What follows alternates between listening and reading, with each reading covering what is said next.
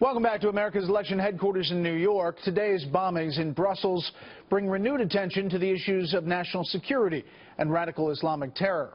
The attacks come as voters in 3 western states make their choices heard on who should be the next occupant of the White House.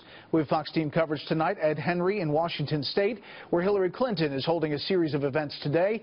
But we begin with chief political correspondent Carl Cameron in Palm Beach with Donald Trump as he awaits election results tonight. Good evening, Carl. Hi, Brad. And in response to the Brussels attacks, Donald Trump has once again renewed his proposal for a temporary ban on all immigrants and visitors to the United States. I would close up our borders to people until we figure out what is going on. He seemed to again suggest he would use torture to interrogate suspected terrorists. If they could expand the laws, I would do a lot more than waterboarding. Just yesterday at the pro-Israel AIPAC summit, he outlined a broad hands-off foreign policy approach, though he promised to defend the Jewish state.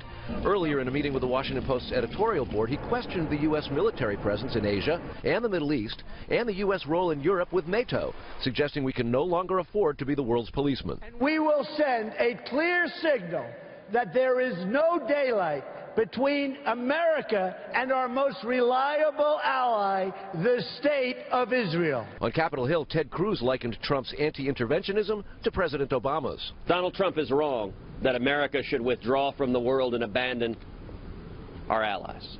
Donald Trump is wrong that America should retreat from Europe, retreat from NATO. John Kasich demanded President Obama cut short his Cuba trip. I think to be not in the country, rallying support behind our friends in Europe is a mistake. Today, 98 delegates are up for grabs. Arizona, where early voting's been underway and heavy for days, has a 58-delegate winner-take-all primary. I'm sick of professional politicians, and he's not. Trump's had a comfortable lead in what few Arizona polls have been taken. Utah's 40-delegate caucuses are awarded proportionately. Unless a candidate gets 50%, then it is winner-take-all.